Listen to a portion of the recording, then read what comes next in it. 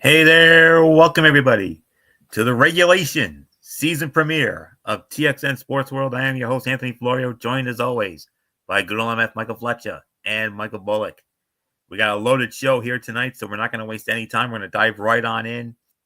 Super Bowl 59 this past Sunday from the Caesars Superdome in New Orleans, Louisiana, featuring the Kansas City Chiefs and the Philadelphia Eagles. And when all was said and done, history was made. The Philadelphia Eagles are your brand new Super Bowl champions. They deny the Kansas City Chiefs of the three-peat. They did it in grand style, putting them away 40-22. The final score. Jalen Hurts was the MVP, and rightfully so. 293 all-purpose yards, 3 touchdowns. He had 2 touchdown passes, 1 rushing touchdown. He threw an interception, but that's all right. He was 17 of 22, 221 yards, 2 touchdowns, and an interception passing. 11 carries, 72 yards, and a touchdown. And believe it or not, he was the leading rusher. Saquon Barkley was held in check, only 57 yards on 25 carries, 2.3 yards a carry. Very un-Saquon-like. But he did have 6 catches for 40 yards on the receiving side. Devontae Smith, 4 catches, 69 yards, and a touchdown. A.J. Brown, 3 catches, 43 yards, and a touchdown. Zach Bond, Cooper DeJean with interceptions of Patrick Mahomes. Cooper DeJean, oh, by the way, with a pick 6. Josh Sweat had 2.5 sacks. Milton Williams had 2 sacks. Jordan Davis with 1 sack. Jalix Hunt had half a sack. 6 sacks on the night for the Eagle defense and 2 interceptions to lead the way. As for the Kansas City Chiefs, Patrick Mahomes, 21 of 32, 257 yards, 3 touchdowns, but he did throw those 2 interceptions. And Mahomes was also the leading rusher, 4 carries on 25 yards. Xavier Worthy, have yourself a night, kid. 8 catches, 157 yards, and 2 touchdowns. DeAndre Hopkins with a receiving touchdown of his own, 2 catches, 18 yards. Chief defense had a couple of sacks. It was Drew Tranquill and George Karlaftis with the sacks. Brian Cook had an interception of Jalen Hurts. But at the end of the day, it was all about the Philadelphia Eagles. They were not going to be denied, and they get it done, winning their second Super Bowl championship. The other, of course, 7 years ago against Michael Bullock's Patriots in Super Bowl 52. But now the Philadelphia Eagles, the kings of the football world, and a dominant performance by the Philadelphia Eagles from start to finish. Yes, Kansas City got a couple of garbage time touchdowns in there. They got out to a 40-6 lead, but Kansas City got a couple of touchdowns, but it was too little, too late, as the Philadelphia Eagles flexed their muscle, flexed their will, and they were not going to be denied on this one. Chief Kingdom, they did not get their three-peat, and despite a lot of people saying, "Oh, I'm going to boycott the Super Bowl because there are too many," because of all this referee nonsense and all this Taylor Swift effect nonsense. Yeah, about that. Last year's Super Bowl set a record for the most watched program in television history. That record fell after only a year. 127.7 million people, according to Nielsen. The NFL's big game this year was aired on Fox Corporation's broadcast network, and the company also made it available on its free ad-supported streamer, Tubi. 127.7 million viewers. And a lot of people saying, "Oh, I'm not going to watch. I'm not going to watch." Well, yeah, you watched. There could be a lot of reasoning for this. One reason I thought was because the Chief haters, yours truly, one of them, wanted to see the Chiefs get their comeuppance. Well, got what you wanted. I know I damn sure did. Another reason, of course, the Taylor Swift effect. You know how that works. Even though she was only shown on camera, one time, if I recall correctly? Yes, only one time. I believe it was right around the second quarter of the Super Bowl. Yeah, the one time she was shown, they booed her out of the building. And but they had their fairy tale moment a year ago. Not this time around. Eagles were like, yeah, we're not having that. No way. Of course, there's a lot of debate as to, oh, now the referees are not helping the Chiefs now. Oh yeah, because of to put to bed the talks of all this rigging nonsense, of rigging the games for the Chiefs and all this other nonsense. But still, I mean, the last few years, the last 3 years before 56, 57, 58, we were treated to 5-star Shakespearean drama classics. This time around, well, it was probably, I'm not gonna go as far as to call it a dud, although you can make an argument that it was. I mean, it was definitely the most unexciting Super Bowl since Super Bowl 55, when Kansas City got smashed by Tampa Bay. So, but nonetheless, congratulations to the Philadelphia Eagles, Howie Roseman. The NFL's, you can make an argument. I mean, he was the architect. I mean, he put together a team like Theo Epstein. I mean, he kind of reminded me of a Theo Epstein. I mean, he put together this incredible team. This super. I'm not really going to call it a super team. I mean, you can make an argument it was, but the moves that Howie Roseman made to get a Saquon Barkley, to get a Cooper DeJean, to get a Zach Bond, and all these other guys that made a huge difference. And Saquon, damn sure counting his blessings. And Howie Roseman, Nick Sirianni, all the players, the organization, well-deserved Super Bowl. Congratulations to you guys. And no doubt they are one of the favorites, if not the odds-on favorite, to win it all again next year. I mean, you got your Phillies, you got your Kansas Cities, you got your Buffaloes, you got your Baltimores, your Detroits, Yep. and whoever else you could think of. But for right now, it's all about the Philadelphia Eagles. And as exciting as it was to watch it, I mean, we watched it, the three of us at Stevie D's here in Rhode Island, and let's just say it was a pro Eagles crowd, to say the very least. Pro Eagles crowd. And I tell you what, as a Chief hater, all I can say is I enjoyed every damn minute of this game. Tell you that right now. So we'll see what happens come next year. And now the hard part, gentlemen, we now have to go 7 long months before we get to do this all again. But thankfully, spring football right around the corner, the UFL at the end of next month.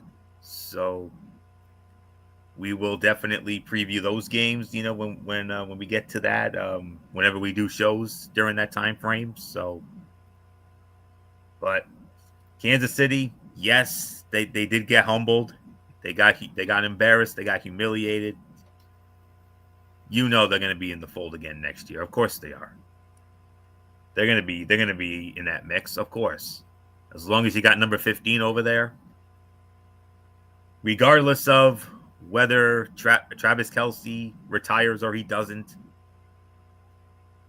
they're going to be around for a long, long time, whether we like it or we don't.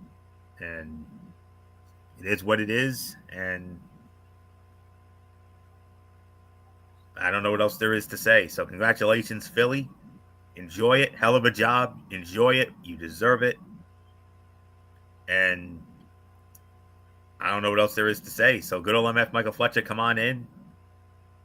Despite this quote-unquote boycott, they shattered their own record from a year ago. Last year it was 123.7 million. This year 127.7 million people tune in to see the Philadelphia Eagles smash the Kansas City Chiefs. Second Super Bowl in 7 years for these guys, and no doubt they are a heavy favorite, if not the favorite, to do it again next year. Yeah, they are, because they're gonna have a lot of the core guys there again next year, and no doubt about it. Um, Look, the way, and I was even alluding to it prior to the game. Anthony, you know this. The last show that we did here was the preview for the Super Bowl, and I said that the stars were aligning for Philadelphia. That I really thought Philadelphia was going to win the Super Bowl, and I really started echoing that a lot. And some people had a little bit of some trepidation because obviously it's Kansas City and everything else. But early on, you could tell it was going to be Philly's night. You could tell instantly that it was going to be Philly's night. From the minute they walked out on the field, from that crowd reaction that they were getting, to, everything that was leading up into the kickoff. Yeah, there was a little bit of some controversy at the very beginning with the offensive pass interference. Oh, by the way, that was OPI. I don't care what anybody says. I don't give a damn what everybody was barking about, because I got even into a heated debate with a couple of guys at Stevie D's, yelling how, the refs are already giving it for the Chiefs. The refs are giving it for the Chiefs. And you know what I told them? Shut the F up. That was pass interference. I don't want to hear that crap for the rest of the night. And I was getting into it with quite a few fans, and with my own brothers as well. Anthony Florio and Michael Bullock kind of drew my ire throughout the night as well. So trust me, Cerebral Viper was definitely out in full force. Anthony Florio and Michael Bullock can both attest to it more than anything else. I will say this. Philly won it because of the fact that they were more hungrier, they wanted it more, and they were just sick and tired of hearing all this garbage about Kansas City, the three-peat, the dynasty. They had an axe to grind because of the fact that they let it get away a year. The last time they were in the Super Bowl with Kansas City, they felt like they should have won that game that night, and they let that one get away. So what they did was they basically smacked them in the mouth. Kansas City had no answers whatsoever. As a matter of fact, Patrick Mahomes was really running for his life the whole night because his offensive line failed him. Like, the offensive line couldn't stop anything. And the funny thing was, they didn't even blitz. That was a 4-man front coming right after Kansas City's offense, and they could not stop anybody that whole night. Then, on the defensive side, Kansas City was smart. All right, you know what? We're going to take Saquon Barkley out of the game. You're going to have to beat us through the air because we're going to shut down Saquon. And relatively speaking, for most of the night, they did. Saquon was a non-factor in the Super Bowl. However, Jalen Hurts went off. Jalen Hurts got hot. Jalen Hurts found Dallas Goedert, got a big play. That Devontae Smith bomb that basically was the backbreaker in the Super Bowl. A.J. Brown, yeah, he was all pissed off, angry, probably saying, give me the goddamn ball. I got one-on-one coverage. And Nick Sirianni's like, oh, whoa, hey, calm down, relax. We're ahead. Relax, we got you. Don't worry. I see what you're seeing. Just trust me. We got this. Sure enough, I think it was a few plays later, Kellen Moore and Sirianni's like, hey, 11, it's coming to you. You better catch this. Sure enough, he did. Corner of the end zone, touchdown Philadelphia. It's crazy because this has been Philadelphia all year long. This has been their MO where, normally Saquon goes off, you lean on the defense. Jalen Hurts doesn't really do much. He does some passing. You get Devontae Smith, you get A.J. Brown, you get Dallas Goedert, and then that's really been Philly's MO. This time around, Saquon was somewhat of a non-factor. You know, I think he only had one run that was like about 10 plus yards the whole night. Other than that, he was bottled up. So what does Nick Sirianni and Kellen Moore do? They're like, all right, so you're gonna take Saquon out of the game. We're gonna try to utilize him in the backfield, you know, getting some passes. That gave him a few yards here and there, not much, but a few yards. But the thing is, Kansas City was so worried about Saquon that it opened up the rest of the field. Dallas got a big play. You know, A.J. Brown got a big play. Devontae Smith got a big play. And then that defense was a bunch of ball hawks. Throughout the night, they were just worried about the front four, and they didn't care what you were going to do. If you couldn't get past our front four, you ain't going to get past nothing. That's what they were trying to do to Patrick Mahomes the whole night, and it worked. That's why Philly won the Super Bowl.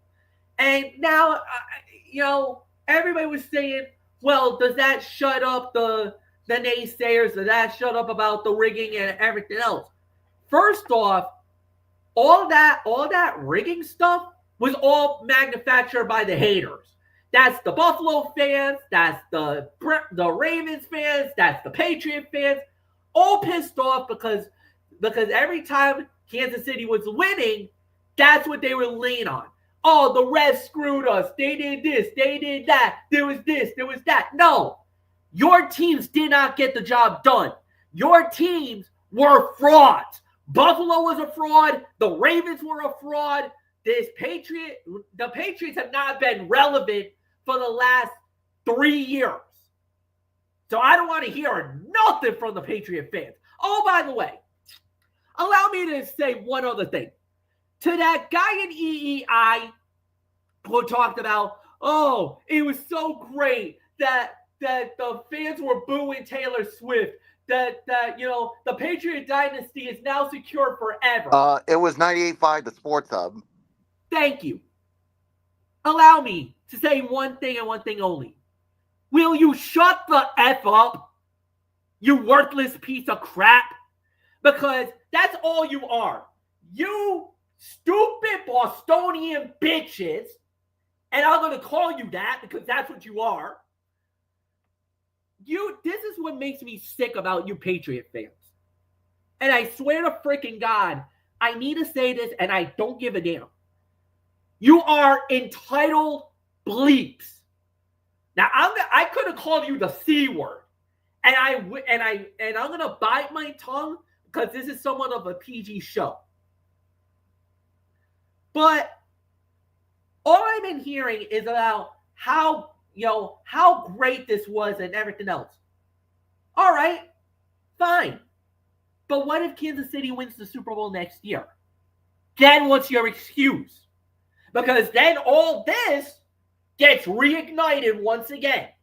The conversation about Patrick Mahomes being the GOAT, Andy Reid being the best coach, you know, that they're back to that path of the greatest team of all time. That the dynasty of the Chiefs is back on track. You know, I know, and everybody else knows that if Kansas City's back there, everybody's going to be kissing the ass of the Chiefs again. You know that. So, I don't understand the stupidity from these fans that they think that the dynasty's dead. It's not. Everybody who says, oh, Patrick Mahomes is nowhere going to be in the level of Tom Brady and that the Patriot legacy has been cemented forever. No. The reason why is because basically Casey had an off night. Let's be realistic. They had an off night. They got their butts kicked. There's no doubt about it. I think Anthony Foyle is the last person to be talking about anything because I think I remember correctly. Didn't your Buffalo Bills get blown out 3 times in a row in the Super Bowl? 26, 27, 28? All 3 times got blown out. So I don't want to hear it. Then, if you're a Patriot fan, yeah, you're the only ones that is the exception to the rule. Because each time you got your hearts ripped out at the end. They were all within one touchdown. So granted, I'll give you that. But that's the thing. You lost those 3 Super Bowls. So Kansas City gets blown out. Not once, but twice. They got beaten up by Tampa Bay. Then got beaten up by Philadelphia. All right. So if you're going to punish them for those 2 losses, that's fine. You're completely entitled to what you say. But think about that. Yeah, they got blown out twice, but they've already won 3 Super Bowls already in this era, let alone the one that they got. I think it goes all the way back to Super Bowl 4. So Kansas City will be fine. They'll come right back. You know that. You know, they'll be like, all right, where did it go wrong? Well, obviously, the offensive line let us down again. We're going to have to revamp that line. Travis Kelce, now this is going to be interesting because it looks like he might retire. It looks like it. It sounds like it. But from the rumors that I'm hearing, he's done. If he doesn't come back, hey, no shade in the game. Travis, definitely not the way you want to go out. But let me just say, man, hell of a career. First ballot Hall of Famer. One of the greatest tight ends to ever do it in the game. You're going to be compared to Rob Gronkowski. You're going to be compared to Tony Gonzalez. You're going to be compared to Antonio Gates. You're in that crop of the greatest tight ends to ever play the game. If this is it, congratulations. We wish you nothing but the best. Hey, you might be joining your brother as commentators because I think you have quite the personality to be a commentator for the NFL. I think you would do an incredible job, by the way. So I digress. So I get it. And then there's the people who is dumping on Philadelphia. You know, they were saying now, Sirianni got lucky. That was a once in a lifetime and everything else. You remember about 5 or 6 weeks ago, almost 7 weeks ago, they tried to run Nick Sirianni out of Philadelphia. Like, they literally was looking to fire him out of Philadelphia. And all he just did was, yeah, you know what? So what he got snippy with the Philly fans? So what he got snippy with the Philly media? Because damn it to hell, sometimes you need a blue-collar person. You need somebody in the grindstone who does all the work, who goes down deep, who goes up to the naysayers and tells them to go F yourselves. Because that's how I felt a few times at the Super Bowl. That there's certain people that really needed to shut the F up. And that's what Nick Sirianni did.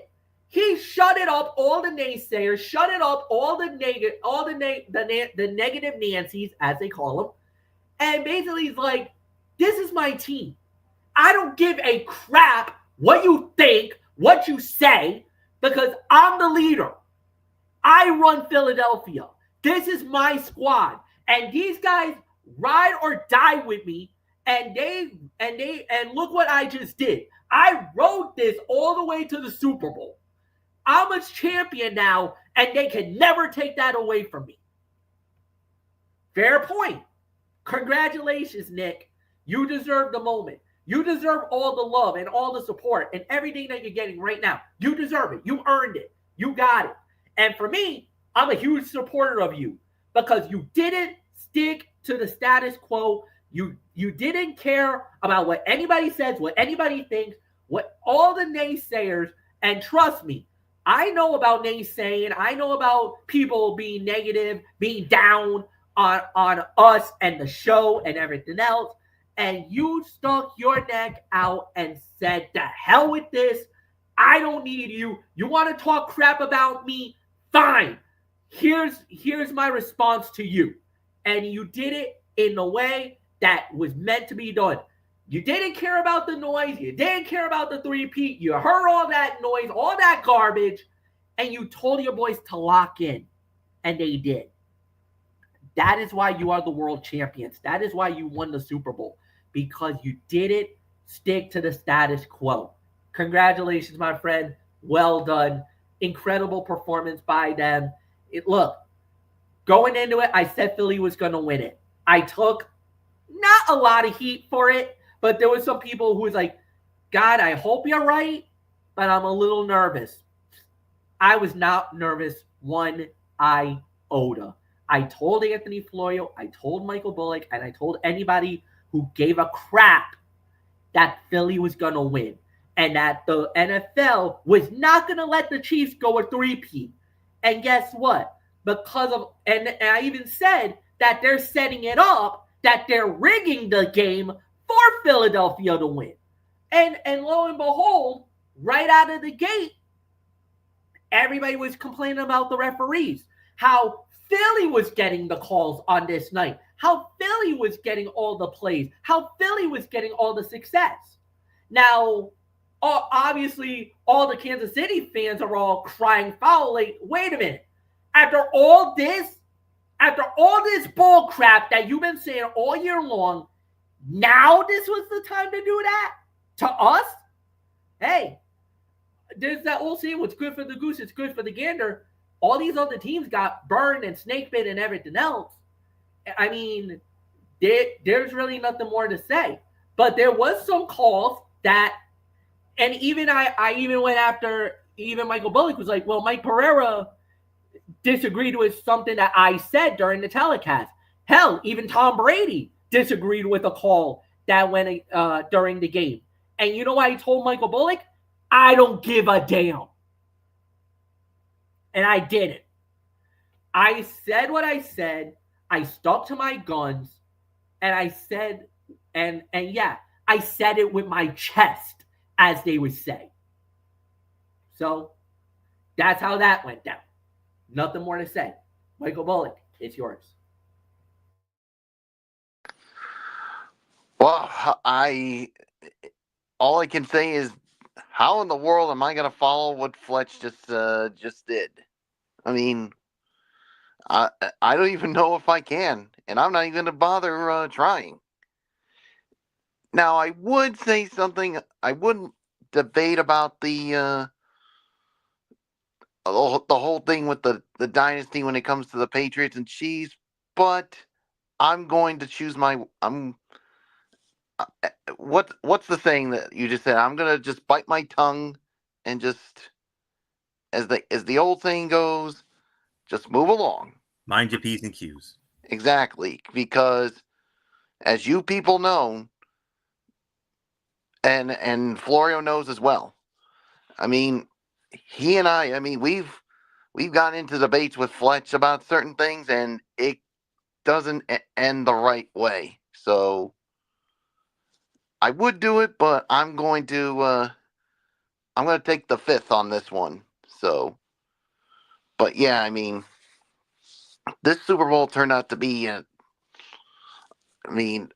one of the worst Super Bowls since Super Bowl 55. I mean, the last few ones we've had were really good, but this one here, no. But this just shows what. And remember what I also said that also led the Eagles to winning it. The motivation, the stinging from 2 years ago when they lost Super Bowl 57, when it looked like they had the Chiefs on the ropes, and they ended up on the short end. But they were like, "No, we're not going to let that happen this time." I mean, that defense was just all over Patrick Mahomes, and you could just see that the Chiefs, and they just looked frustrated at all times. I mean, Cooper DeJean with that pick six. I mean, you could just see everybody that was you could just, and I could tell that everybody who was a Chiefs hater was probably enjoying every bit of it. And what a game for Jalen Hurts. And I know some people said a defensive player should have gotten the MVP, but with what Jalen Hurts did, not just with his arm, but with his legs too, I think he deserved it. And good for Nick Sirianni. I mean, he has been hearing it from all around, especially the Philadelphia people, when there was a little bit of a struggle, and there were people like they were calling for Nick Sirianni to be fired. And credit to Howie Roseman and Jeffrey Lurie, they did not take the bait. They did not listen to their fan base. I mean, Fletch, what happens 99% of the time when owners listen to their fan base? Sometimes they cave in and they say, "All right, we're going to do it. We'll fire him." But that was not the case. They stuck with Nick Sirianni, and now he's a Super Bowl champion. And now another Super Bowl title, the second one, is coming to Philadelphia. And yeah, I mean, they're definitely going to be one of the favorites come next year. I mean, with everything, like you said, Howie Roseman put this team together, especially when adding Saquon Barkley. That really made that offense so much more dynamic than it already was. And also, it was the offensive line. They say it's the best offensive line in the National Football League. So yeah, I mean, now as far as Kansas City, I think they could be fine, but like I said, we got to keep an eye on the whole Travis Kelce situation. I mean, will he retire? Will he not retire? And remember what they always say when someone's leaning into retirement. Don't let the emotions get the best of you. Don't let it lead you into a decision like that. Take some time, maybe about 2, maybe 3 weeks or whatever the time it is, and then come to a decision. We'll see what happens. So congratulations to the Philadelphia Eagles, Super Bowl champs for the second time in their franchise history. So yeah, I mean, there's really nothing more to say. I think it's time to talk about the NFL honors, and there's one thing I think we're gonna have a little debate on. Probably, but we shall see. Well, it's not about the awards, but something that happened during the NFL honors. Oh yeah, yep. I know where you're getting at now, and I'm actually gonna start with that. Now, I'm going to go from bottom to top according to how I see it on my sheet here. So it starts with the smallest Hall of Fame, Pro Football Hall of Fame class in history. Only 4 men got in to the Pro Football Hall of Fame this year. Eric Allen, Jared Allen, Antonio Gates, and about damn time, Sterling Sharp. A guy who should have been in a long damn time ago. But it is what it is. So that's your Pro Football Hall of Fame class. That's it. Eric Allen, Jared Allen, Antonio Gates, Sterling Sharp. That's it. No one. There should have been 2, maybe 3 more that should have gotten in. This was shocking in itself because of the fact of who the nominees were, who was in the final 15, and what the committee was doing. Because normally, and a lot of the times, the rules are very simple. So basically, what you would get, it's basically because it's comprised of 2 Veterans Committee nominees, and then you get 15 of the modern day. Throughout the day, it goes from 15 to 10, 10 to 5, and then the final 5 normally gets an up-down vote. Basically, all 32 teams get a representative, and it needs to be an 80% vote, which means 24 out of the 32 must say yes in order for you to be into the Hall of Fame. For only 3 out of the 5 modern day to only get in with the 1 veteran, because they said the limit is between 4 to 7, is what we've been told. 4 to 7 names. So that's why a lot of people, and when we heard that it was only 4, we kind of our eyebrows were raised. We're like, wait, what? What happened? Huh? What? How on earth did this happen? Why is only 4 getting through? What happened? Even a certain Hall of Famer was not too pleased about it. Yeah, Tony Dungy opened fire on everybody. Yeah, rightfully so. Saying that was a disgrace. Saying that we were in a Zoom call all day, and for us to only allow 4 people in is absolutely it's wrong. It's horrible what we just did. And he basically said that's not how that should have gone down. Look, I mean, I can openly admit it may have been politics. It could have been politics. Certain guys, they don't like a certain person because they play for that particular team. Could have been biased from the writers, whoever voted, to say, no, you don't deserve to be in. Sorry. Or I don't know. Was there something that they saw that maybe they thought in their mind was not worthy of Hall of Fame status? I don't know. I wish I could be a fly on the wall right now to find out who these people are and why they voted the way that they voted. Because we can yell, we can scream, we can say, that was wrong, that is not right, there should have been more names. At the end of the day, the Hall of Fame is the hardest place to get in. And if they're going by the standards and practices, I'm not going to sit here and start screaming my head off that there's robbery going on. You can't do that. That's unfair. Don't get me wrong. Should have been certain people that should be in the Hall of Fame? Absolutely. We should have had more than 4. No doubt. I'll give you one name. How about Adam Vinatieri? All right. Here's the problem. I'll bet you anything there's a slight against the Patriots. I'll bet you anything. Well, he also played for the Colts too. Let's not forget. Understandable.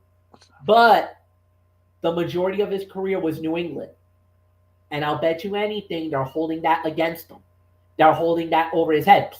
Which is to me, I'm going to say it's totally unfair. Hold on. Just because he fucking plays for the New England Patriots, you're going to say, he shouldn't get in right away. No.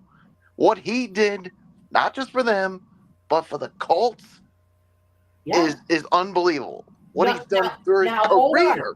Hold on. Let him get his point across. You're right. You're absolutely right with everything you're saying. But here's the other thing.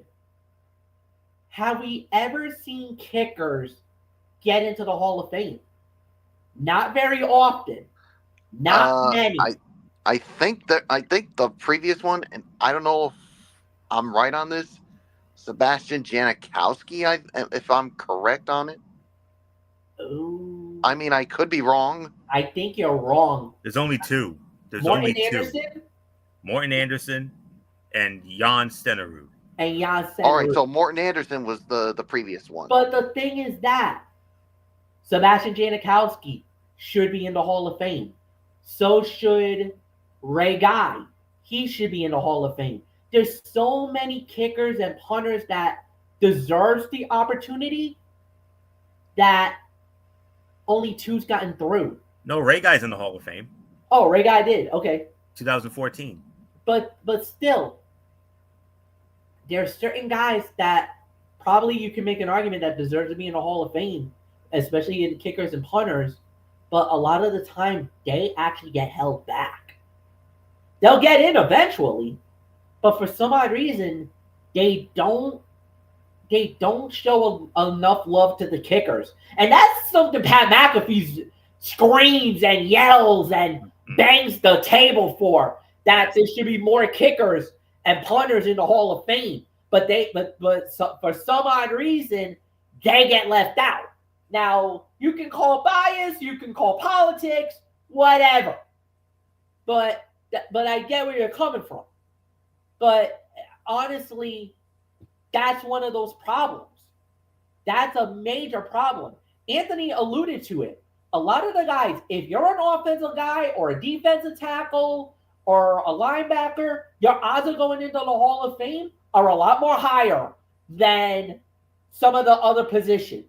Unless you're like a once-in-a-lifetime wide receiver, a once-in-a-lifetime running back, a once-in-a-lifetime quarterback, or you need to do something beyond amazing in order to get into the Hall of Fame. You know that, I know that, the whole world knows that. Like I said, I get why a lot of people were pissed off, because there's a few guys that was in that class that should be Hall of Famers that got left out, that got left in the cold. For what? I don't know. I really don't know.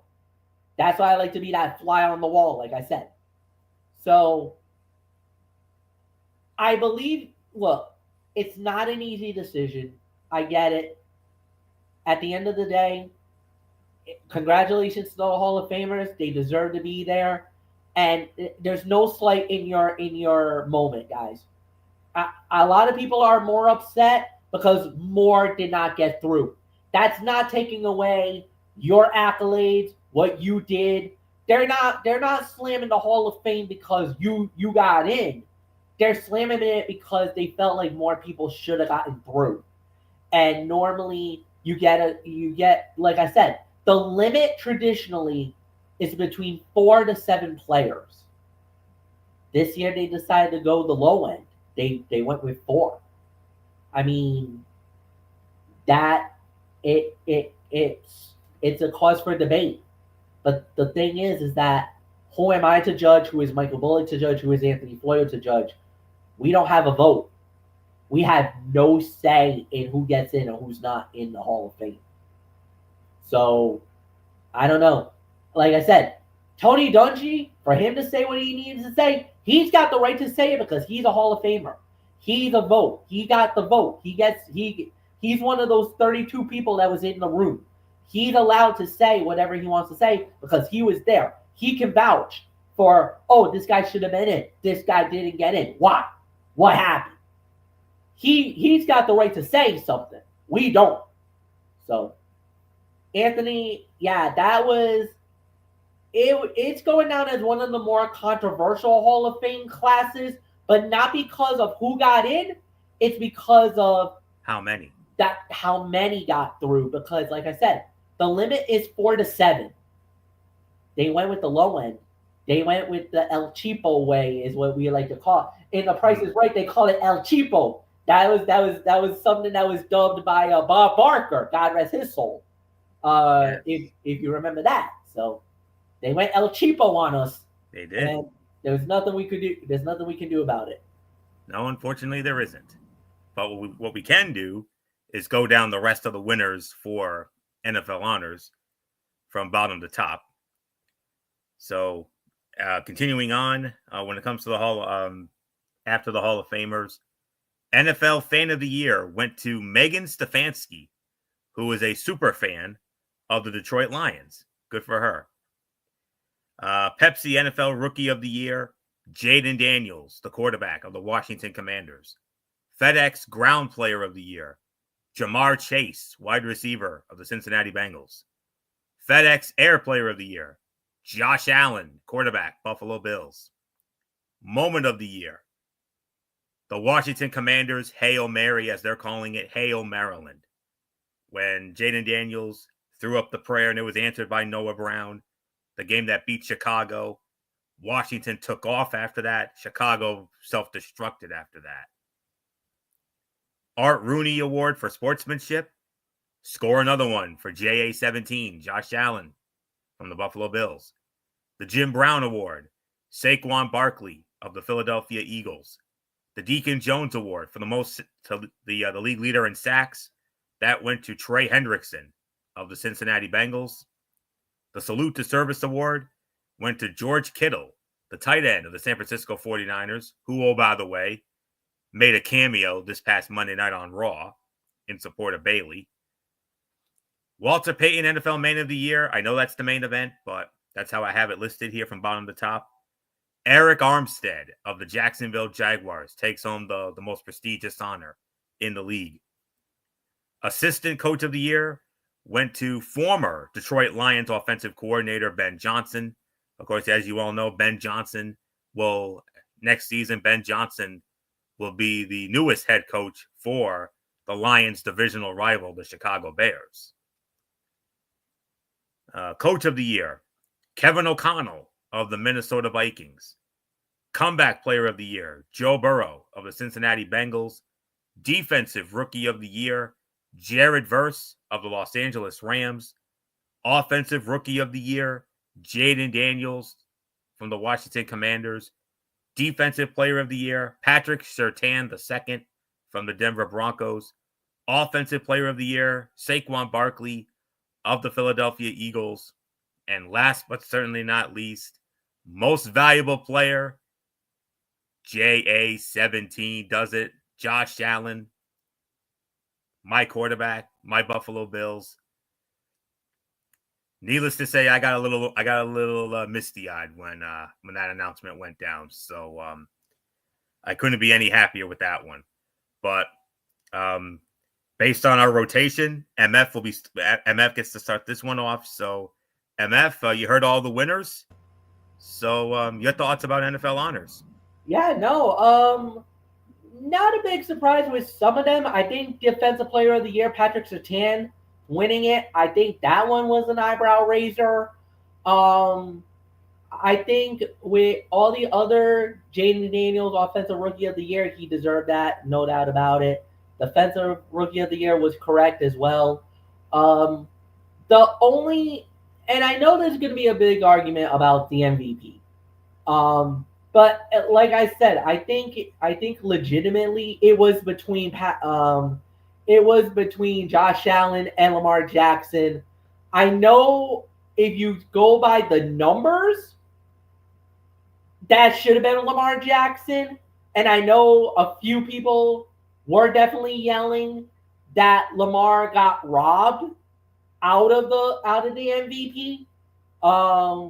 But I kind of feel like because of the body of work and because of the better season that Josh Allen had overall to Lamar Jackson, I think that's why he got the MVP. Plus, on top of that, what also hurted Lamar's case, he had Derrick Henry. Derrick Henry was also a little bit of a guy that could have been a vulture, that could have stole some stuff from Lamar Jackson, because when you have a really good running back like Derrick Henry alongside you, that kind of diminishes your role as most valuable player. Where Josh Allen, don't get me wrong, he got Cook, but Cook is nowhere in the caliber of Derrick Henry. The receiving core wasn't really in the same caliber as the Baltimore Ravens receiving core. So, and there was some games where Lamar was a little more wasn't as consistent as Josh Allen was during the regular season. So I do agree that Josh Allen won the award. Would I argue that that it could have gone to Lamar? Yes, he could have easily won the MVP, but I'm not going to be that guy. I'm not going to be that hater. I thought Allen deserved it. I felt I'm so happy that he won it. Great for him. Not only that, but he also is a rich boy too, because he actually pocketed, and thank you Adam Schefter for this, he won an extra $1.5 million because he became the MVP of the league. Because he got the MVP, it triggered a clause in the contract, Anthony, that Josh Allen won an extra $1.5 million. a little bit of some money that he can use for his upcoming wedding with Haley Seinfeld. Congratulations, lucky bastard. Um, I digress. But as far as it goes, I think everybody got the correct. I could make an argument that Kevin O'Connell maybe didn't deserve the coach of the year, but I'm not gonna be that kind of a guy because I felt like you could have made it for Dan Campbell because of Detroit. Um, you could even make an argument maybe Sean McDermott because of what he did for Buffalo. So I mean, but it is what it is. But congratulations to all the winners. Michael Bullock, I give it to you.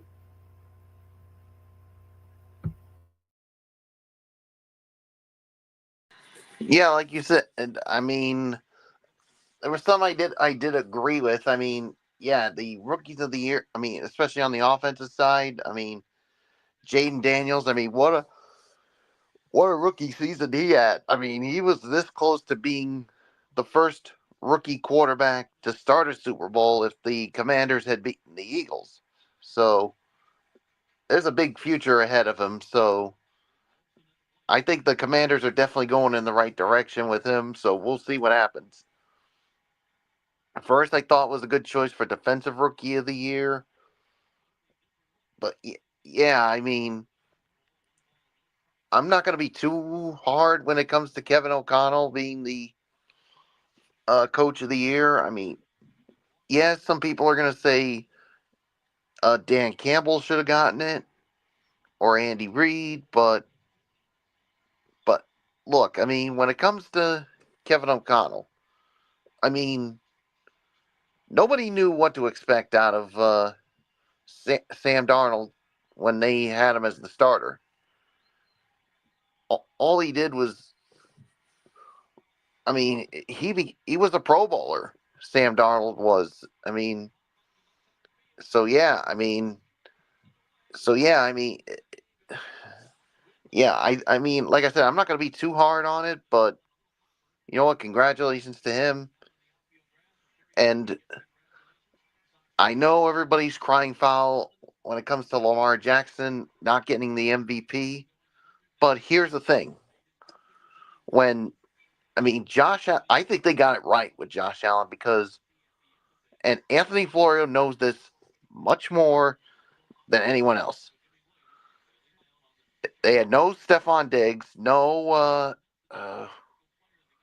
who else was it that they were missing? They Gabriel also Davis. they also lost Gabe Davis as well. Gabe Gabe Davis. went to Jacksonville. And you had a bunch of receivers that nobody knew about. And what Josh Allen did, not just with his arm, but with his legs too. And I think because of that, that's why they lean more towards Josh Allen, which I think they got it right. And I don't care what anybody says. So, all in all, I think it was a great night. And yeah, congratulations to all the winners. So, nothing more to say. It's yours, Florio. When it comes to the Hall of Fame inductions, I'm happy for everybody. Um, but for me, Sterling Sharp. I mean, we all grew up with Sterling Sharp, but there was just something about me, watching Sterling Sharp play the game. It was just so fun to watch. And after being denied year after year after year, I'm glad he finally got his call. Well deserved. Happy for all those guys. Jaden Daniels, winning 2 awards on the night. The Pepsi NFL Rookie of the Year and the Offensive Rookie of the Year, rightfully so. The job that he did in Washington, we didn't know what to expect from him. He could have been a bust. He very easily could have been a bust. But no, he wasn't. The Hail Mary, I mean, that kickstarted their season. And who knew that one moment would catapult these guys all the way to the NFC Championship game. If anybody had told me that, I would have said you're nuts. But alas, they got there. Jamar Chase with the Ground Player of the Year, Triple Crown. I believe he led the NFL in the 3 major categories for receivers: yards, catches, and receiving touchdowns. Hell of a year for Jamar Chase. Saquon Barkley, the Jim Brown Award. I think that's the league's. I think that goes to the league's leading rusher. Absolutely, he got 2 awards on the night. Saquon Barkley, he won that award, and he also won the Offensive Player of the Year. No argument from me on that. Counting playoffs, he now has the record for the most combined yards, regular season and playoffs, over 2,500 yards. Unbelievable. Deacon Jones Award, that goes to the most sacks. Trey Hendrickson led the league in sacks this year, and he is a stud on defense, no doubt about that. Pat Surtain, the second winning Defensive Player of the Year. I heard some rumblings about that. One of the reasons why Denver ended up being a surprise this year. Assistant Coach of the Year, Ben Johnson. What he did for the Detroit Lions, making them that offensive juggernaut that they were this season. And they ended up having the season of a lifetime, even though it ended. It did not end the way the Lions fans wanted. Bowing out, being one and done, losing to Washington in that divisional playoff, which I'm still scratching my head about. But then again, it was because of all those injuries on defense. They finally caught up to them. Kevin O'Connell, Coach of the Year. Didn't know what to expect from Minnesota. I mean, you could have made an argument for Dan Campbell. Sean McDermott should have at least been in the running. I mean, I'm not just saying that as a Bills fan, but, I think he should have had a look at least. But there's a name that you guys left out. What about Dan Quinn in Washington? Look what he did with the Commanders, like I said. A 4-13 team a year ago, and they went all the way to the NFC Championship game. Major kudos. Dan Quinn should have had a look. No doubt about it. Comeback Player of the Year, Joe Burrow. I've seen some people up in arms about it. Some people were saying that it should have gone to Damar Hamlin because of, the scary moment from a couple of years ago. And he had an amazing year. Yes, he did. But Joe Burrow, with the insane numbers he put up, despite not making the playoffs, definitely. Jared Verse, Defensive Rookie of the Year, absolutely got that one right. And last but not least, my guy, JA17, Most Valuable Player. Am I going to argue that? Hell no, I'm not going to argue that. I mean, look what he did. I mean, with the receiving core that he had, pretty much no-namers and nobodies, and just incredible what they did. Khalil Shakir, Mac Hollins, Curtis Samuel, our 1-2 punch at tight end with Dawson Knox and Dalton Kincaid. I mean, for them to do what they did. And oh, by the way, combined regular and postseason, the Buffalo Bills had scored more points than any other team in the National Football League combined this year. 612 points, oh, by the way. And to put the Josh Allen argument to bed, here, I came across something that will most assuredly back up my argument as to why he deserved it. This season alone, Josh Allen was the first player in NFL history to have a passing touchdown, receiving touchdown, and rushing touchdown on 2 plays and also a single game. Had the lowest percent of plays with a sack, fumble, or INT since the merger, 4.2%. Including playoffs, he played 12 turnover-free games this season, most by any team in a season since the stat was tracked in 1933. First player in NFL history with five or more passing touchdowns and 5 or more rushing touchdowns over any 2-game span. That went back to the games against the Rams and Detroit in December. First player to score 40-plus fantasy points in back-to-back weeks since Todd Gurley in 2017. First player in NFL history, 35 or more passing and rushing touchdowns in 4 consecutive seasons. First player with 3 passing and 3 rushing touchdowns in a regular season game. That was in that loss to the Rams. Set a record for most wins, total touchdowns, and yards in his first 7 seasons. First player with 5 consecutive and last but not least, first player with 5 consecutive 40-plus total touchdown seasons. And he did all that while getting engaged to the beautiful Haley Steinfeld and achieving the craziest stat of being the first player in NFL history. I rest my case. So that's why he deserved it. And to those of you who still have your doubts, well, hopefully you heard everything I just said about it, backing up my argument. So, little mini rant from me over, but nonetheless, congratulations to all of the winners. And one last quick thing, go back and watch JA's MVP speech, the best MVP speech you will ever hear. So he didn't make it about himself. He thanked everybody. You heard it. So just shows you how humble that young man is. And as I told Bullock when he texted me to congratulate me on JA being the MVP, I said, that's my effing quarterback, man. And only the best is yet to come. Yeet. So that's all I can say about that. So, but in all seriousness, congratulations to all of the winners.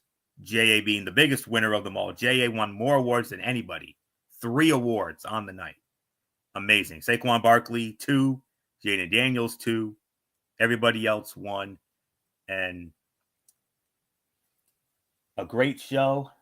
But, it is what it is. And we'll see what happens come next season.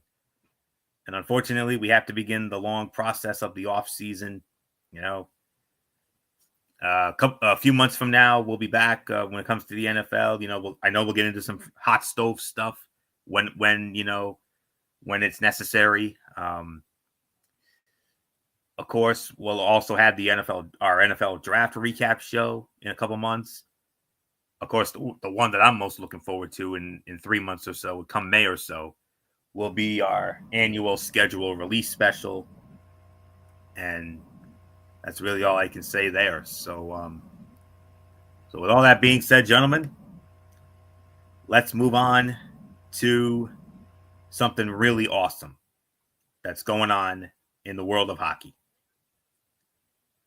Normally, we'd be talking about the All-Star game, a temporary replacement, the 4 Nations face-off that began last night and will conclude next Thursday night. The games are being played at the Bell Center in Montreal, Quebec, Canada, and in Boston, Massachusetts at the TD Garden.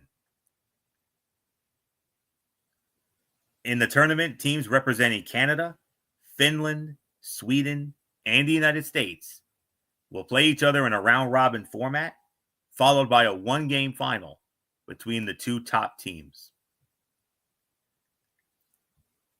Team Canada is coached by John Cooper of the Tampa Bay Lightning. And on this team, he's got Devin Tays, Travis Sanheim.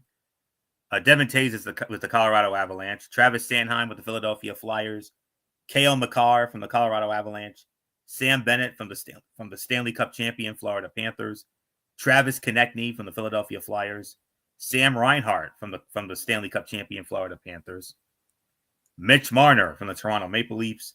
Braden Point, Tampa Bay Lightning. Seth Jarvis, Carolina Hurricanes. Shea Theodore, Vegas Golden Knights. Nathan McKinnon, Colorado Avalanche. Aiden Hill, Vegas Golden Knights.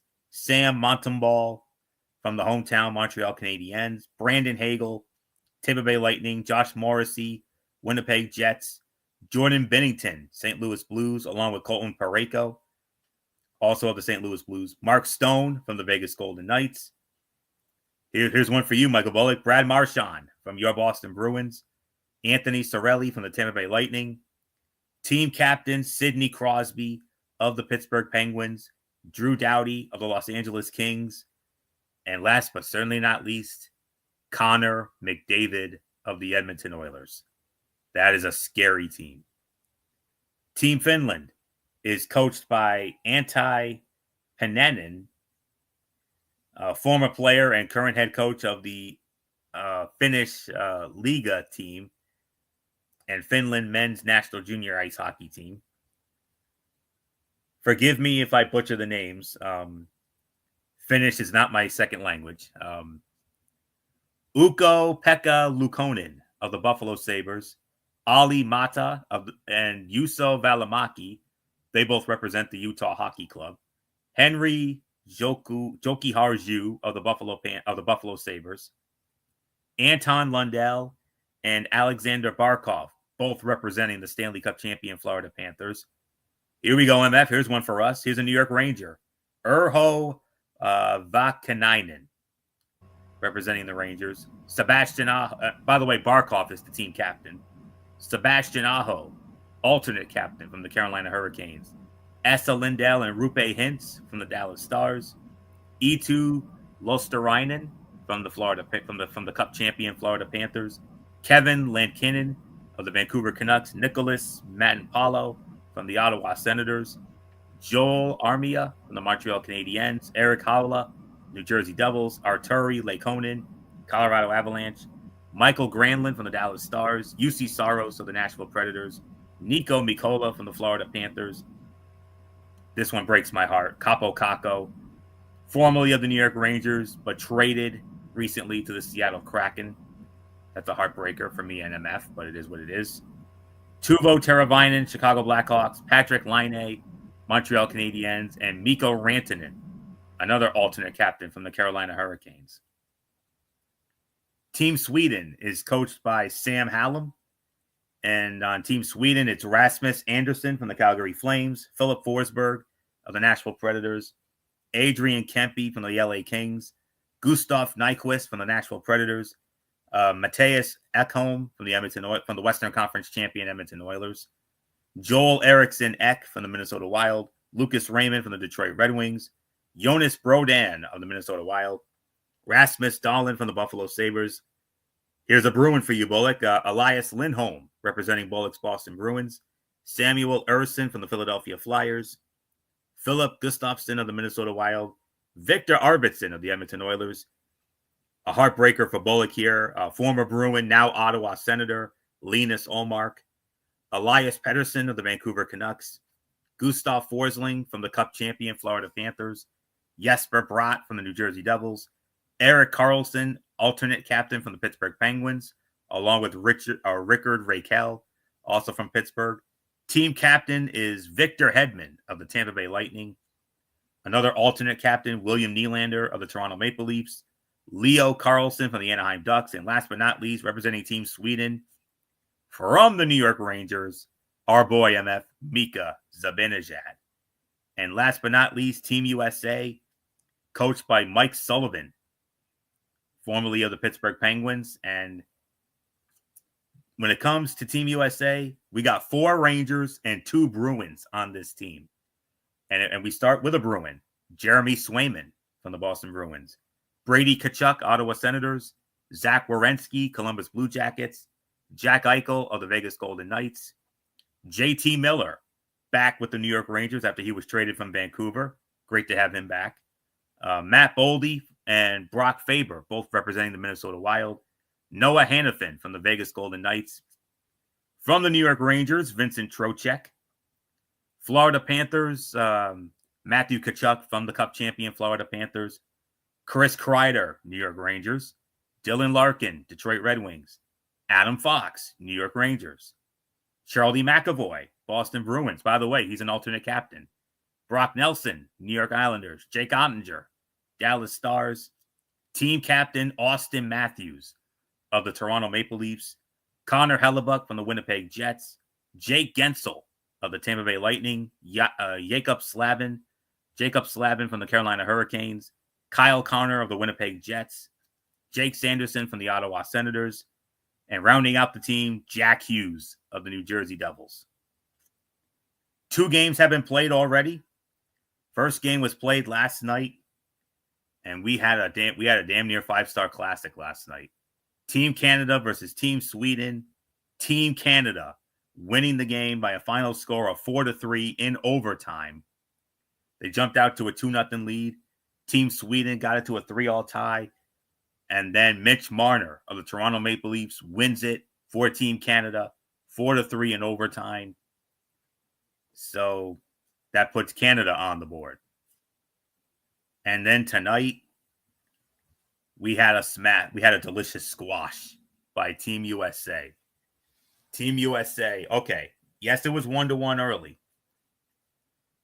But Team USA scored 5 unanswered goals, and Team USA smashed Finland by a score of 6-1. So with that, Team USA, now here's the thing. It's 3 points for a win.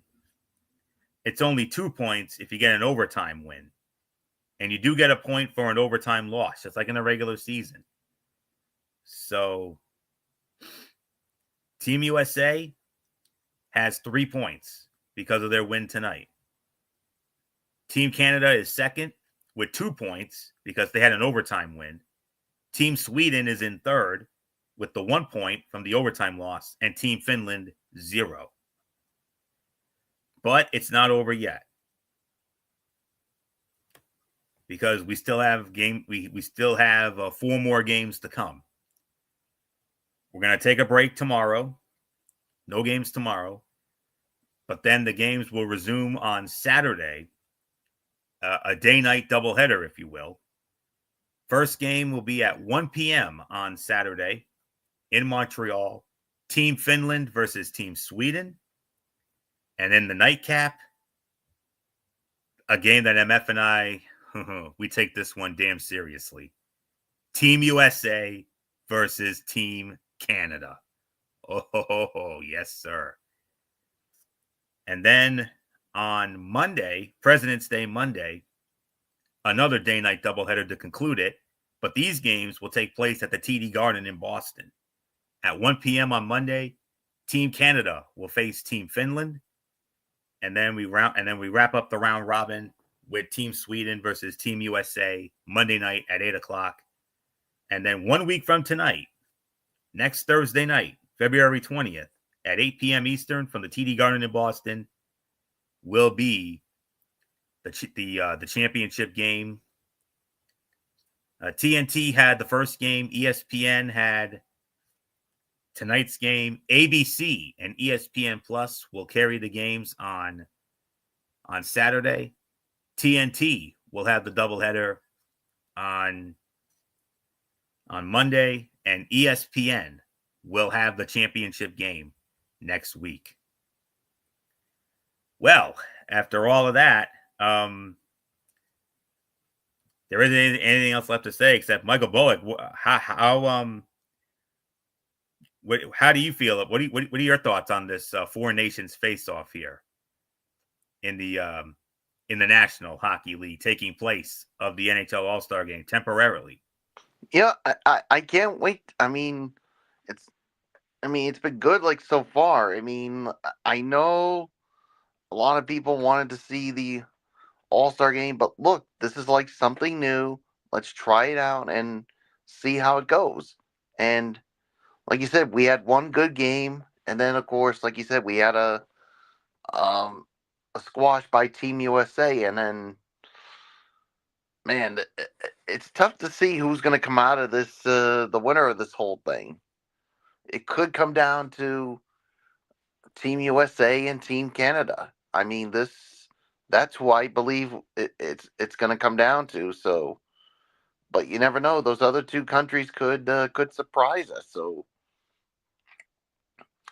we'll wait and see what happens with the rest of this. So that's pretty much all I can say. I mean, Florio. I mean, I think I think we ought to give this one a chance to see how it is before we say, oh, I think they should bring it back again. No, I couldn't be any happier about this. I mean, I'm happy too. I like it. I mean, if you heard the broadcast, I mean, MF and I, we damn sure had a lot of fun with that Canada-Sweden game. I'll tell you that.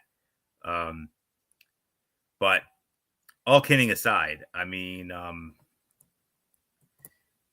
this is you could make an argument that you can make an argument that it kind of has the feel of the hockey of the Winter Olympics almost.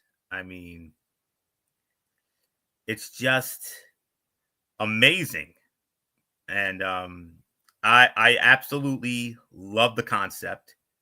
And, it whets our appetite, when we get to the Winter Olympics. And like I said, each team starts out the tournament by playing 3 round robin games. Regulation victory gives the winner 3 points and the loser 0. If the game is tied after regulation, as we saw in that first game, the teams will play a 10-minute overtime period, if necessary, by a shootout. Overtime winner gets 2 points. Loser actually gets 1. Each team will play 3 games under this format. The 2 teams with the most points after the round robin will advance to the championship game next Thursday. And I'm going to give you a prediction as to what I think the final standings could look like. Now, don't get me wrong. I'm going to be honest with you. I was back and forth about USA and Canada, but after what I saw tonight, and MF, you know this because I told you this on the broadcast. I told you this. There's no doubt about it. I'm going with Team USA. I mean, in large part due to who I believe they have the strongest goaltending of any team, led by Vezina candidate Connor Hellebuck. He's slated to hold down the crease. Yes, Canada brings a star-studded offense to the table. Any team that can ice Sidney Crosby and Nathan McKinnon when it's not deploying Connor McDavid is going to be a contender. McDavid has been in a relative slump heading into this tournament, and Crosby was injured in the week leading up to this, setting up a potential upset by a talented Swedish team, a group of forwards highlighted by William Nylander and Jesper Bratt. Victor Hedman will be called on to step up for Sweden's defense in the absence of projected starting netminder Jacob Markstrom from the crease. Finland will be forced to overcome bad injury luck heading into the competition. And you saw it tonight. In its sideline, key defenders, including Miro Heiskanen, Jani Hakanpää, and Rasmus Ristolainen. Finnish team will hopefully be bolstered by the return of Mikko Rantanen, who was reportedly set to play after missing time with an injury last week. So, if I'm being asked who's going to win this thing right now, and especially after what I saw here tonight, I got to go with Team USA. But I would not at all be surprised if Team Canada ends up winning this thing. It's definitely going to come down to USA and Canada. And I believe that game on Saturday night, Team Canada versus Team USA, could be well significant as to who will end up winning this 4 nations face-off. A great success so far. Yes, somewhat of a snoozer tonight.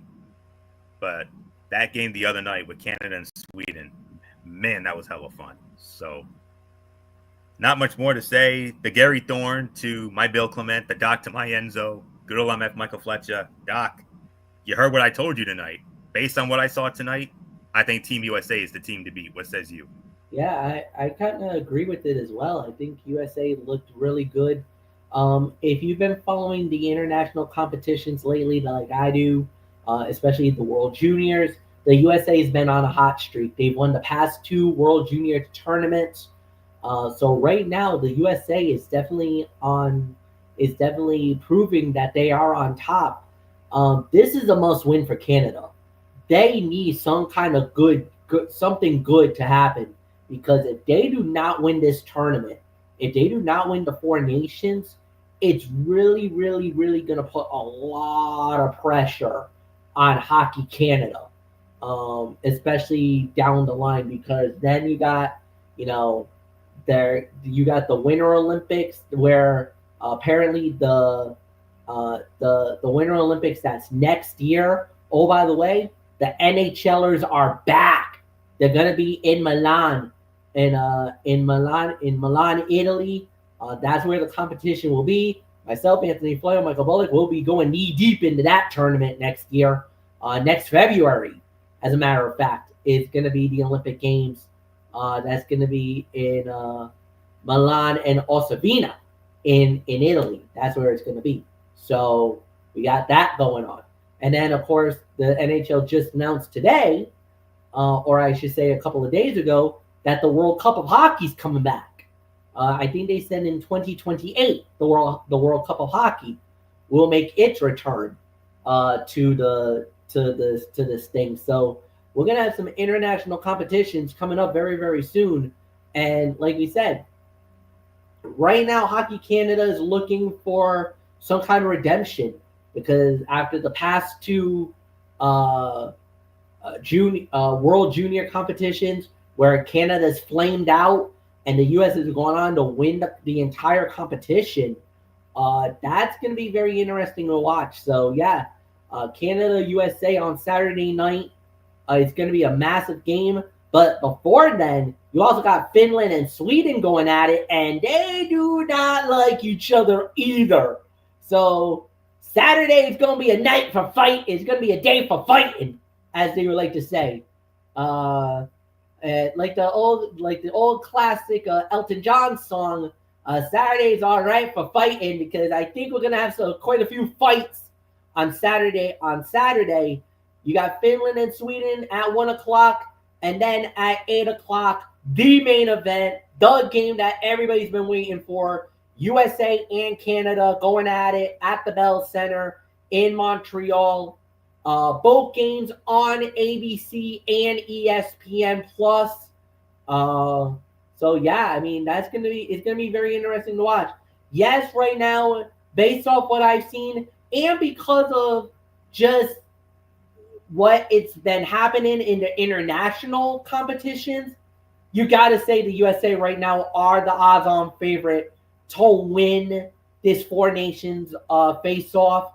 If they do, it's going to be another feather in the cap for USA Hockey, man.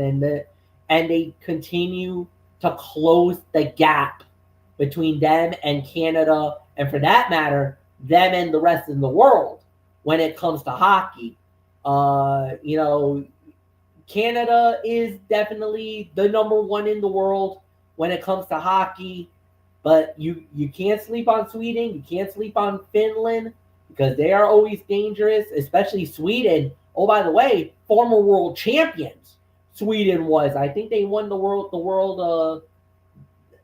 they won the world championships of hockey. I think a couple of years ago, they won the gold medal. So they're no slouches either. They're definitely dangerous as well. So we'll see how that plays out. But yeah, nothing more to say, Anthony. It is back to you. All right. And we move on now to the main event of the evening, the NBA All-Star festivities. And now it's not it technically is the NBA All-Star game, but the thing is, they're calling it the 2025 NBA All-Star Championship.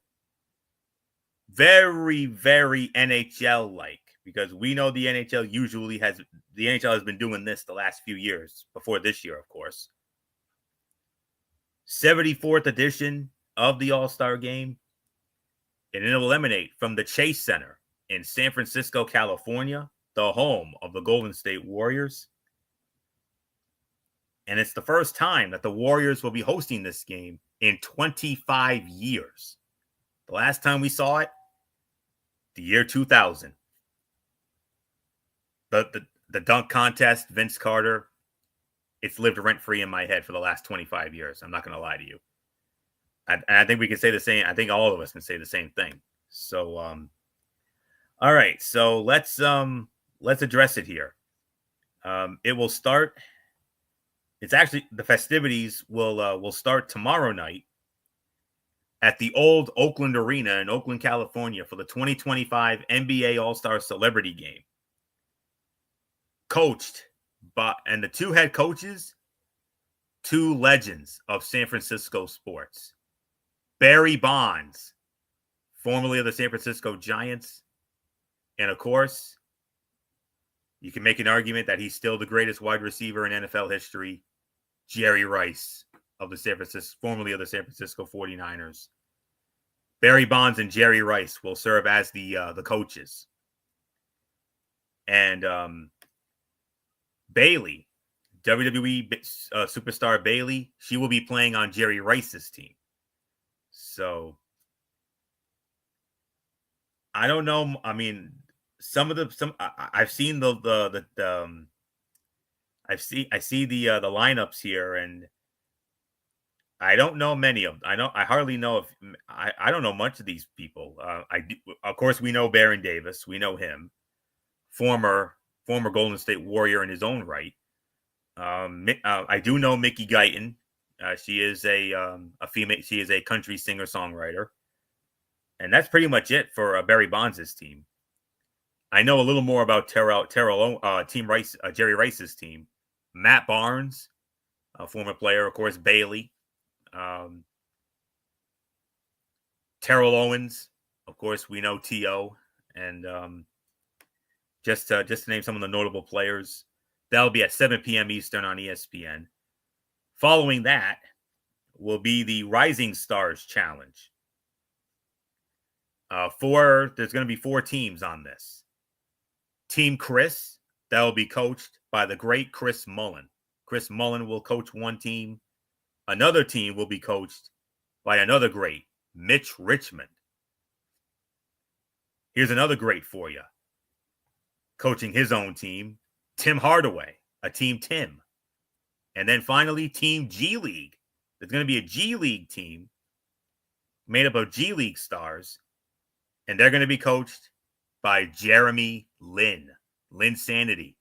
Yes. So, and one of the players on the G League team, oh, by the way, just only the guy that has dominated the dunk contest the last couple of years, Mac McClung from the Osceola Magic. So that's the Rising Stars, and that'll take place following the celebrity game tomorrow night.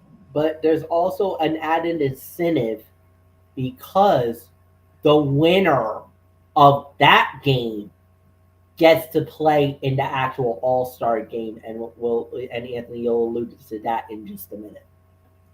Yes, I am. And then, of course, my favorite part of the All-Star weekend.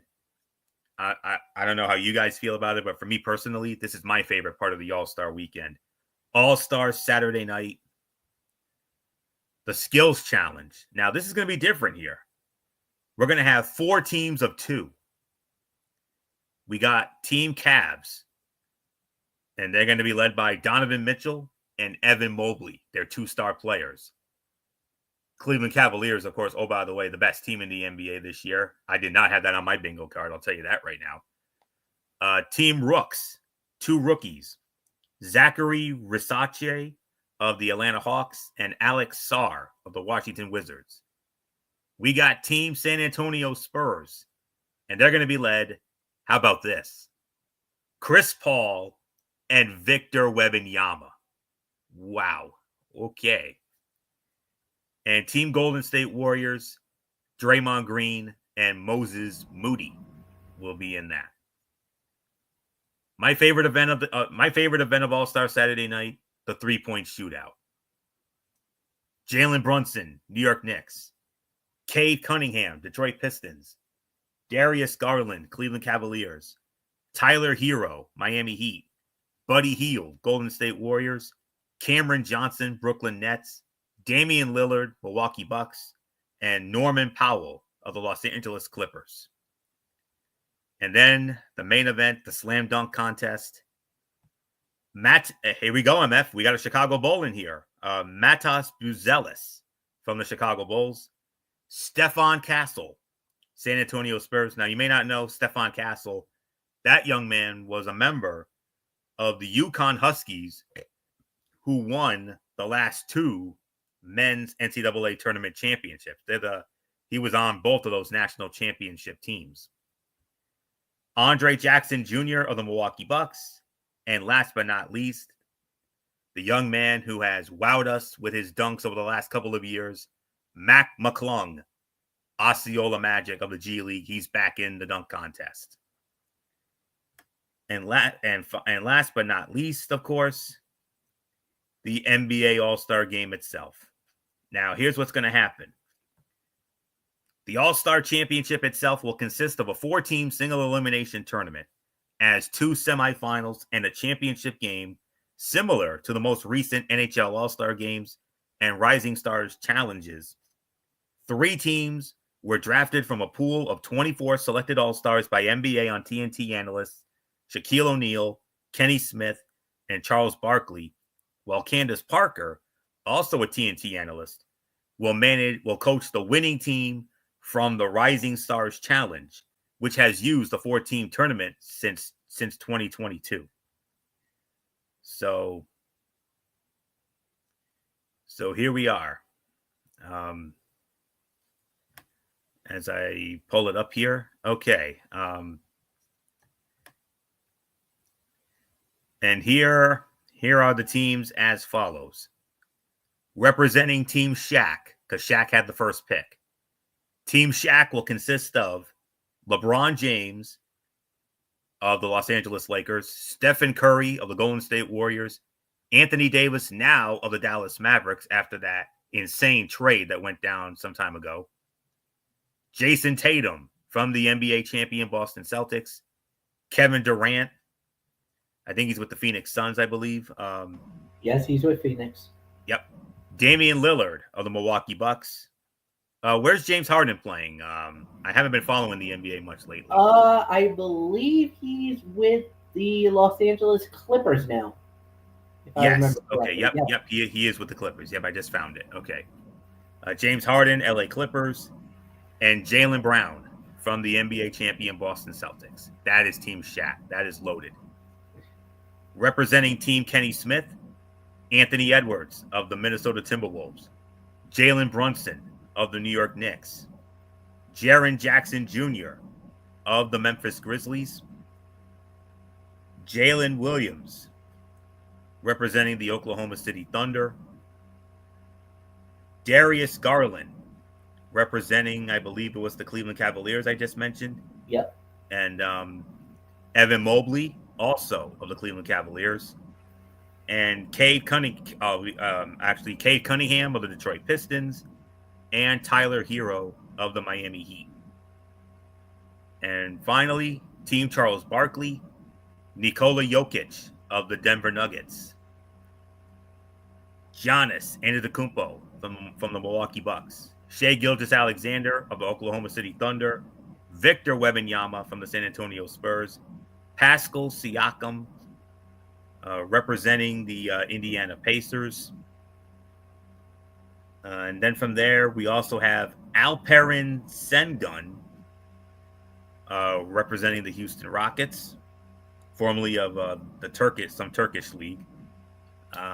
Let's see. Karl Anthony Towns, now of the New York Knicks, and Donovan Mitchell of the Cleveland Cavaliers.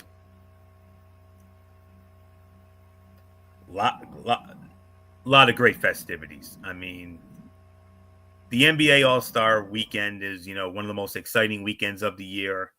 And this new format was just announced just 2 months ago, back on December 17th of 24. NBA announced that the All-Star Game would utilize a 4-team tournament format with a championship, similar to the format used by the Rising Stars Challenge since 2022. Each of the teams will consist of 8 players, with a traditional pool of selected All-Stars drafted for the first 3 teams by Charles Barkley, Shaq, and Kenny Smith, to be known as Team Chuck, Team Shaq, and Team Kenny. 4th team in the tournament, the winner of the Rising Stars Challenge, with their honorary coach being Candace Parker, therefore known as Team Candace. Head coaches for each team will be chosen from the coaching staffs of the teams with the best regular season records in each conference, based on games played through February 2nd of this year. Head coach of the top team in each conference will coach one of the All-Star teams, while their assistant coach will coach either the remaining All-Star team or the Rising Stars winner, and the winner of each game will be the first team to score 40 points. Very interesting.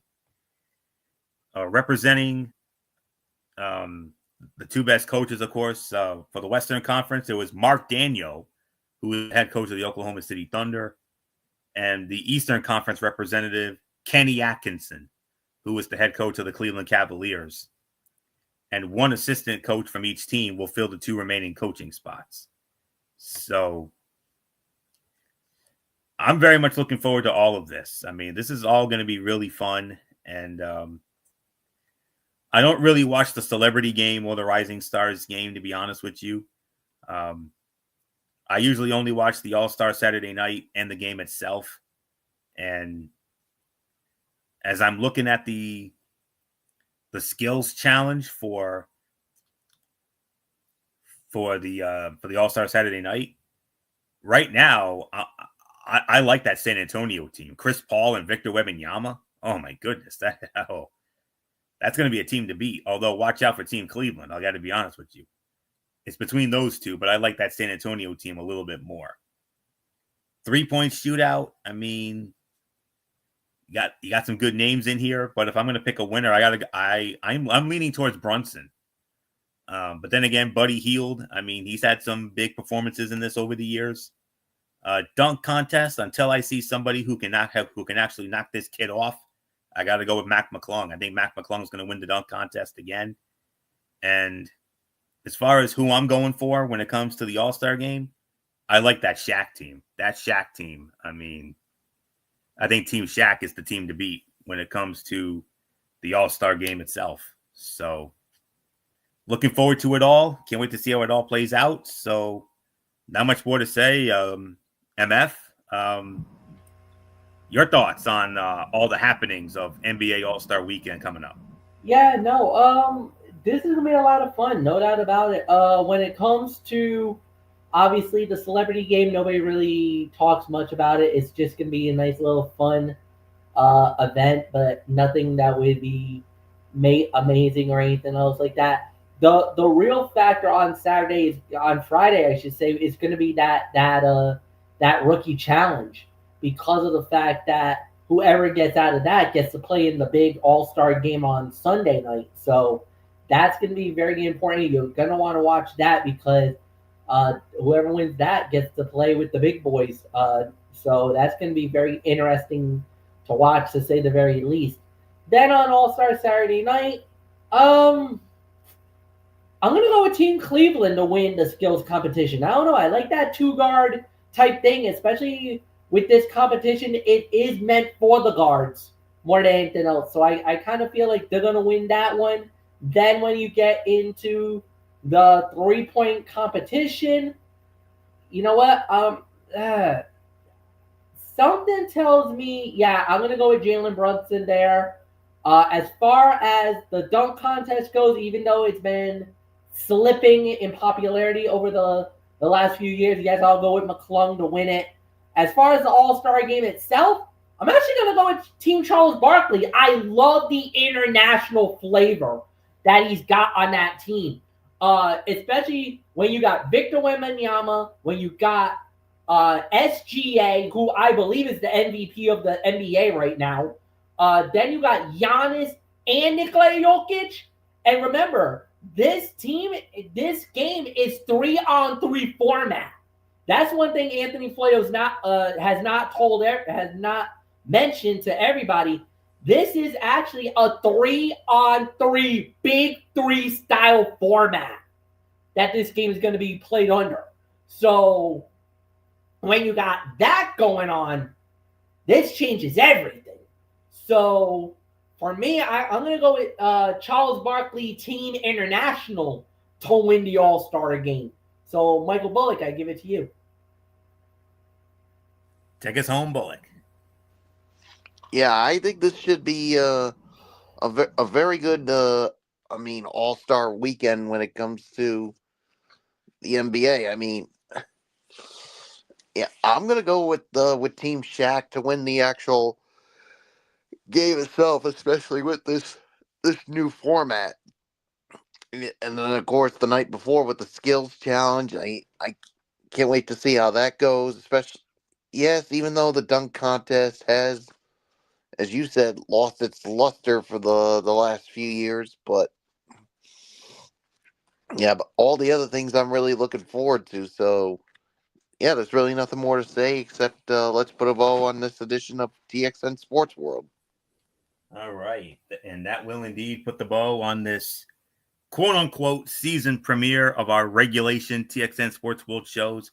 Now, keep in mind, we're not going to have shows every week, but we will only have shows when they are warranted. So keep that in mind. Tonight was definitely warranted because we mainly had to address the Super Bowl, among other things. So I'm not sure when our next TXN Sports World show will be, but as soon as we have an idea of when it is, we will definitely let you know about it. So right now, that puts the bow on this. So we will next be with you tomorrow night, 11 p.m., immediately following SmackDown over on MF's channel, BraceFan 95, Cerebral Smack Talk. MF and I will review TNA Impact, and then we will also get into Friday Night SmackDown, and we will preview NXT Vengeance Day that takes place also on Saturday night. We got a loaded Saturday night, I'll tell you that right now, between Team Canada and Team USA in the Four Nation Face-Off, NXT Vengeance Day, All-Star Saturday night. Man, loaded Saturday night to say the very least. So, but we will preview Vengeance Day on Friday, or tomorrow night rather. Saturday night sometime, we don't know when. We will have our NXT Vengeance Day recap. MF will have that as well. And then Tuesday night, we do it all over again. Ridiculously Raw. As we continue on the road to the Elimination Chamber. We'll review Monday Night Raw. And we'll have the fallout from Vengeance Day on NXT. So that's all there is to say on that. So that's it. So until tomorrow night, for the Cerebral Smack Talk over on MF's channel, BraceFan 95, this is Anthony Florio here. For good old MF, Michael Fletcher. For Michael Bullock. And, of course, in spirit, always and forever, our First Lady, Dee Dee Woodson. You know the routine, everybody. Thumbs up. Talk to you later. Yeah. Throw it a Fortune 4 style. Bye for now, my friends. God bless. Be good to each other. Have a blessed Friday. And until tomorrow night, for the Cerebral Smack Talk, you've been watching the regular season premiere of TXN Sports World right here on the Tone 25 on YouTube and Streamia.com. For everybody who has been a part of this one, for now, Anthony Florio, so long. And bye, everybody. Bye.